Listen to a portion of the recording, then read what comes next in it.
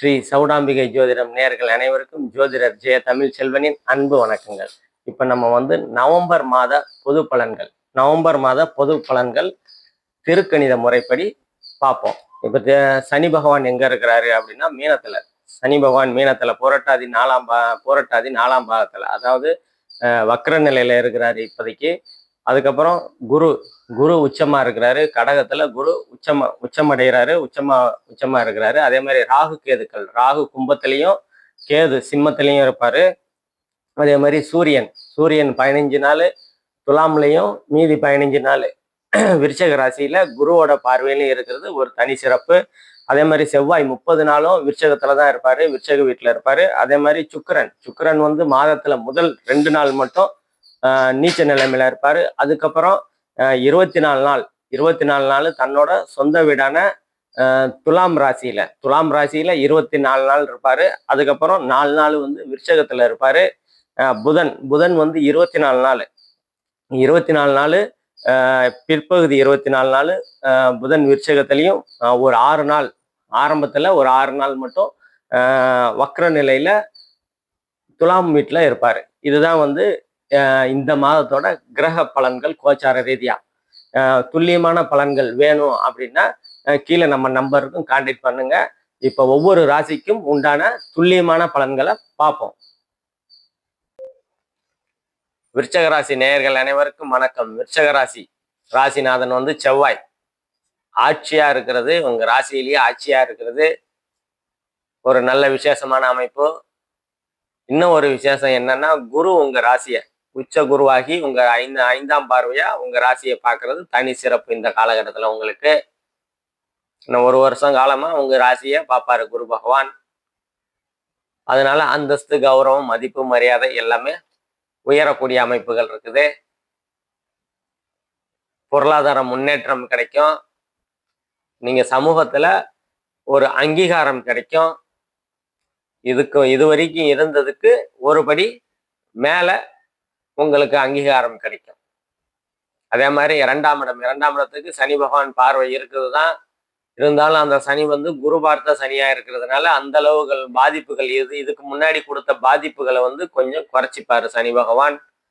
அதனால பொருளாதார முன்னேற்றம் இருக்கும். கொடுத்த வாக்கு காப்பாற்றக்கூடிய தன்மைகள் இருக்கும். குடும்பத்துல இருந்து வந்த பிரச்சனைகள், போன மாசம் வரைக்கும் இருந்து வந்த பிரச்சனைகள், கருத்து வேறுபாடுகள்லாம், குடும்பத்துல இருந்த பிரச்சனைகள், கருத்து வேறுபாடுகள்லாம் நீங்கக்கூடிய தன்மைகள் இந்த காலகட்டத்துல உங்களுக்கு உண்டு. அதே மாதிரி உங்க 3ஆம் ராசிக்கு 3 குரு பகவான் உச்ச குருவாகி பார்க்கறதுனால இளைய சகோதர சகோதரிகளால் அனுகூலங்கள், ஆதாயங்கள் உங்களுக்கு கண்டிப்பா இருக்கும் இந்த காலகட்டத்துல. அதே மாதிரி கீர்த்தி, புகழ்னு சொல்லுவோம், புகழ் அடையக்கூடிய தன்மைகள்லாம் இருக்கும். கலைத்துறை, எழுத்துத்துறை, கவிதை, கட்டுரை எழுதுறவங்க, கலைத்துறையில இருக்கிறவங்களுக்கெல்லாம் இந்த காலகட்டத்துல அருமையான வாய்ப்புகள் கிடைக்கும். அந்த வாய்ப்புகள்ல ஜெயிக்கக்கூடிய அமைப்புகள் கிடைக்கும். ஏன்னா முயற்சி ஸ்தானம் வெற்றி ஸ்தானம்னு சொல்லுவோம். முயற்சிகள் பலிதமாகக்கூடிய தன்மைகள்லாம் இந்த காலகட்டத்துல உங்களுக்கு கண்டிப்பா உண்டு. அதே மாதிரி இளைய சகோதர சகோதரிகளால் அனுகூலங்கள், ஆதாயங்கள் கண்டிப்பா உண்டு. ஏதாவது போன மாசம் வரைக்கும் பிரச்சனைகளா இருக்குது இளைய சகோதரத்துல கொஞ்சம் பிரச்சனையா இருக்குதுன்னா அந்த பிரச்சனைலாம் நீங்கி சரியாகக்கூடிய தன்மைகள்லாம் இந்த காலகட்டத்துல உங்களுக்கு கண்டிப்பா உண்டு. அதே மாதிரி உங்க ராசிக்கு 4ஆம் பாவத்துல ராகு பகவான் இருக்கிறாரு. ராகு 4ஆம் இடத்துல இருக்கிறனால தாய் வீடு வாகனம்னு சொல்லுவோம். தாயார் உடல்நிலையில கொஞ்சம் கவனமா இருக்கிறது நல்லது. ஏதாவது சிறு சிறு உடல் உபாதைகள் இருந்தா சீக்கிரமா மருத்துவர்கிட்ட அணுகி அதை சரி செஞ்சுக்கிறது உங்களுக்கு நன்மையை கொடுக்கும். அதே மாதிரி வீடு வாகனம் இந்த காலகட்டத்துல வாங்கணும் அப்படின்னா கொஞ்சம் கவனம் தேவை.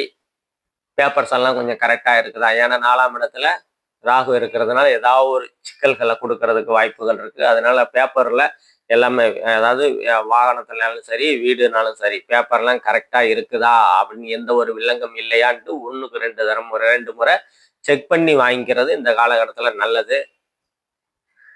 அதே மாதிரி 5ஆம் இடத்துல சனி பகவான் இருக்கிறாரு. குழந்தைகள் மீது கொஞ்சம் கவனம் தேவைதான். கருத்து வேறுபாடுகள், பெரியவங்களா இருந்தா 50-55 வயசுக்கு மேல இருந்தாங்கன்னா பெரிய பெரிய குழந்தைகள் உங்களை கவனிச்சுக்கிறதுலையும் நீங்க அவங்கள புரிஞ்சுக்கிறதுலையும் கொஞ்சம் கருத்து வேறுபாடுகள் இருக்கும். கருத்து வேறுபாடுகள் இருந்து அது நீங்கக்கூடிய தன்மைகளும் இருக்கும். ஏன்னா குரு பார்வையும் 5ஆம் இடத்துக்கு இருக்குது. அதனால கருத்து வேறுபாடு இருந்து அது நீங்கக்கூடிய தன்மைகள்லாம் இந்த காலகட்டத்துல உங்களுக்கு உண்டு. அதே மாதிரி 6ஆம் இடம், 6ஆம் இடத்தை சுக்கிரன் பார்க்குறாரு. 6ஆம் இடத்தை சுக்கிரன் பார்க்கும்போது சுபக்கடன் சுபக்கடன்லாம் அதாவது சுபக்கடன் இருக்குல்ல, ஆஸ்பத்திரி செலவுன்னா அது அசுபக்கடன். சுபக்கடன் ஏதாவது வீடு வாங்கணும், வாகனம் வாங்கணும், அந்த மாதிரி சுபக்கடன்கள், ஏதாவது ஒரு இன்வெஸ்ட்மெண்ட்டுக்காக இல்லை ஒரு தொழில் முன்னேற்றத்திற்காக கடன் வாங்குறீங்க, அந்த மாதிரி அமைப்புகள்லாம் இந்த காலகட்டத்தில் உங்களுக்கு நன்மையை கொடுக்கும். கண்டிப்பாக கிடைக்கும். ரொம்ப நாளாக கேட்டுட்டு இருந்திருப்பீங்க, கிடைக்காம இருந்திருக்கும். ஆனால் இந்த காலகட்டத்தில் உங்களுக்கு அந்த மாதிரியான கடன்கள்லாம் சுபக்கடன்கள்லாம் கிடைக்கக்கூடிய வாய்ப்புகள் உங்களுக்கு உண்டு. அதே மாதிரி உங்கள் ராசிக்கு 7ஆம் பாவம் செவ்வாய் தான் பார்க்குறாரு. மங்கள யோகத்தோட இருக்கிற செவ்வாய் தான் பார்க்கறதுனால அந்த அளவுக்கு பிரச்சனைகள் இல்லை. என்ன பிரச்சனைகள் இல்லை அப்படின்னா, கணவன் மனைவிக்கிடையே இருந்து வந்த கருத்து வேறுபாடுகள், பிரச்சனைகள்லாம் சரியாகக்கூடிய வாய்ப்புகள் கண்டிப்பா உண்டு. அதே மாதிரி நண்பர்கள்கிட்ட கொஞ்சம் கருத்து வேறுபாடுகள் இருந்திருக்கும். அந்த கருத்து வேறுபாடுகள்லாம் நீங்கி சரியாகக்கூடிய தன்மைகள்லாம் இந்த காலகட்டத்தில் உங்களுக்கு கண்டிப்பா உண்டு. அதே மாதிரி 8ஆம் இடம் இயல்பா இருக்குதுன்னா தடை தாமதங்கள்லாம் அதாவது தடை தாமதங்கள்லாம் நீங்கக்கூடிய அமைப்புகள் உங்களுக்கு கண்டிப்பா இருக்குது. திருமண தடைகள் நீங்கும்.